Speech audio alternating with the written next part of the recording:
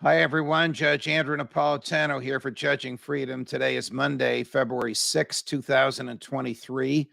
It's about 11:40 in the morning here on the East Coast of the United States. I have some hot topics for you. These are things that are under my skin or got me thinking, or issues that I feel I should express an opinion on. And we'll start with President Biden and the Chinese spy balloon. I mean, boy, this really captivated the country's interest over the weekend. I don't know if it was a big deal. The balloon was huge. The equipment on the balloon was the size of three city buses. If it had been up to me, I would have captured the balloon intact. I don't know how you do this, if there's a way to do it. I would have captured it intact and brought it down safely and reverse engineered everything that was in there. Instead, they got a million pieces spread out over the Atlantic Ocean off the coast of New Hampshire, and they're going to try and do it. I honestly think that this was some sort of a diversion. Why do I think that? Because the Chinese are very tech savvy. They're not stupid. I'm speaking of the Chinese government now. They have far more sophisticated ways to spy on us. For all we know, every time we use TikTok, they're spying on us. It would seem to me that if they really want a picture of an Air Force base in Montana, there's an easier way to get one than from a hot air balloon that's 65,000 feet above the surface. I think they wanted to draw our attention to some nonsense while they did something else. I don't know what the something else is. I don't even know what the something else could have been. But it just seems to me that they are far too sophisticated to send a balloon over the United States, claim it was a weather balloon, knowing that we, like they had the situation been reversed, would shoot it down and at least be able to gain access to some of their equipment.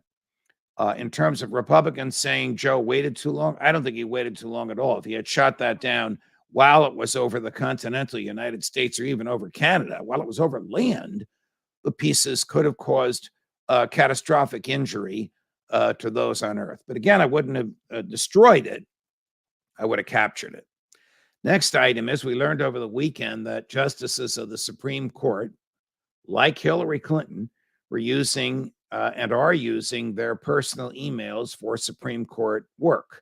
Is that a crime? No, it's not. Is it a violation of legal ethics or Supreme Court rules? No, it is not. Is it wise? It's dumb. It's very dumb because the Supreme Court has very, very sophisticated and secure equipment to preserve the confidentiality and the security of Supreme Court justices communicating to each other. What do you think about this? What do you think about that? It's 5-4. If I change my vote, it's going to be 4-5. That type of very candid conversation. They should make use of the sophisticated software which protects that, and they're not. Supreme Court also has burn bags. Now, those are bags in which you put drafts of opinions or notes that you want to destroy. I don't know if they're literally burned or if they're shredded, but whatever they are, apparently they're just left around for anybody, janitors, security, Supreme Court visitor, an outside vendor, whoever happens to be in the building, to stick his hand in a bag and pull out something that shouldn't be made public. Some of these justices are friends of mine, so I'm not going to mention any names. They know who they are. I shouldn't be talking about this. We shouldn't be talking about it. The court should preserve its secrecy and its confidentiality. And by the way, it's insane that we don't know who leaked Justice Alito's opinion. It's insane because the court is not equipped to conduct this kind of an investigation, because its investigators, the marshals that work for the court, do not have subpoena power. Who has subpoena power? A grand jury does if there's evidence of a crime. Apparently, there's no evidence of a crime. But the House Judiciary Committee has subpoena power.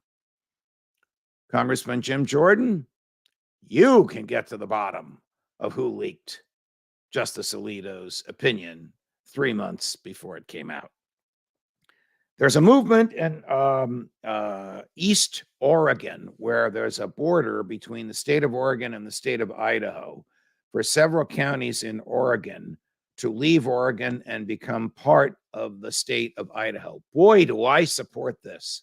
The essence of freedom in a democracy that respects individual liberty is the right to leave. Ronald Reagan once said, the beauty of America is you can vote with your feet.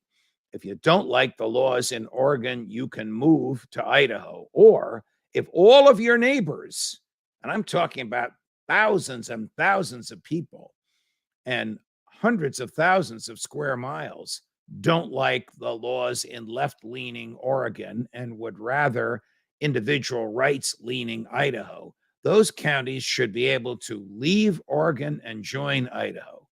Unfortunately, under the Constitution, that would require the consent of the Congress. What business is it of the Congress?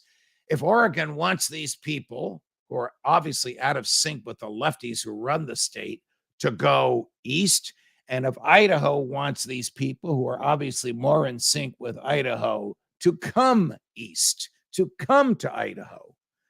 You know, one of the beauties of freedom is that you can leave. And when your neighbors agree with you, your neighbors can leave with you. And when the overwhelming majority of your neighbors in a political subdivision agree with you, the political subdivision can up and leave. I live in the northwest tip of New Jersey, Sussex County, New Jersey. There isn't even an organized Democratic Party up here. I don't vote Republican. I vote Libertarian, although I vote in the Republican primaries because they're usually battles between my friends. But this county is so out of sync with the rest of New Jersey, which is like California on the Atlantic, that we should be able to leave. Unfortunately, there's no place to go. We could go to Pennsylvania, which is a lot more traditional. If we went north to New York, the taxes and the looniness is just as bad. Finally, the director of national intelligence, that's Avril Haines. She's the boss of the CIA and theoretically the boss of America's 16 intelligence bureaus.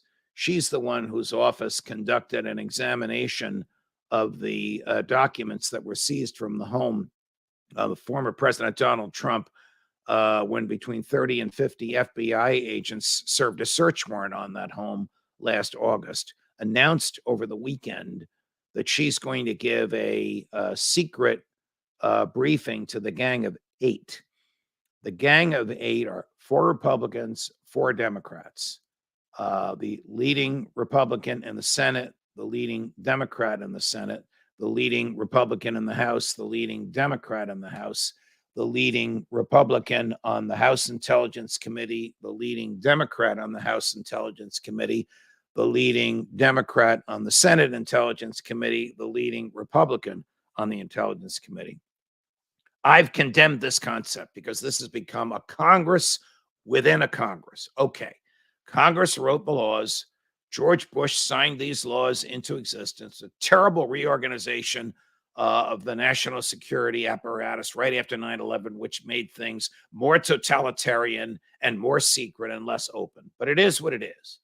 So Avril Haines, the director of national intelligence, is going to brief the Gang of Eight on the nature and extent of the documents taken from President Trump's home. And she's going to do this in a federal SCIF. I forget what SCIF stands for, but it's one of those secret rooms where you can't bring a pen, you can't bring paper, you can't bring an iPad or a laptop or even an iPhone or a mobile device. You just go by your memory. This is not good for President Trump. This means, A, the DOJ is gearing up to present this to a grand jury.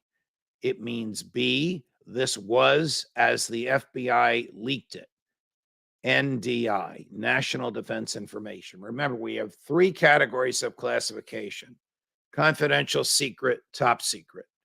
Under top secret, we have 5 subcategories. I won't go through all 5, but the most secret of those 5 is NDI.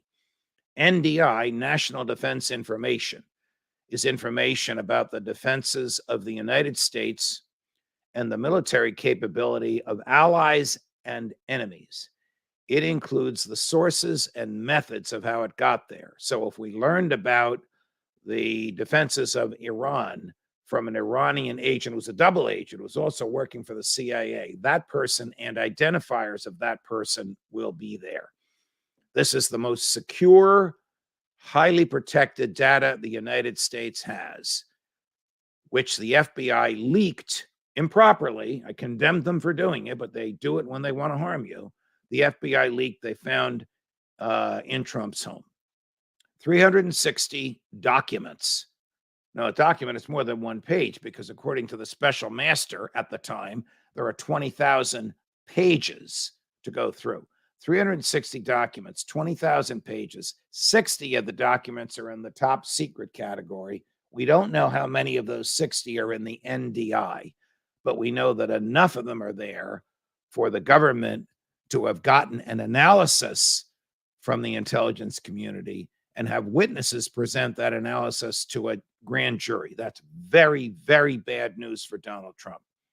And we also know that the information in there is so profound that the director of national intelligence is going to reveal it to the Gang of Eight. And of course, they can't reveal it. So again, this Congress within a Congress. I don't know where this is going to go. I've predicted before, not with glee, but with intellectual honesty, that Donald Trump will soon be indicted for a violation of the Espionage Act. And what I'm reporting on today is a step in furtherance of that. More as we get it. Judge Napolitano for Judging Freedom.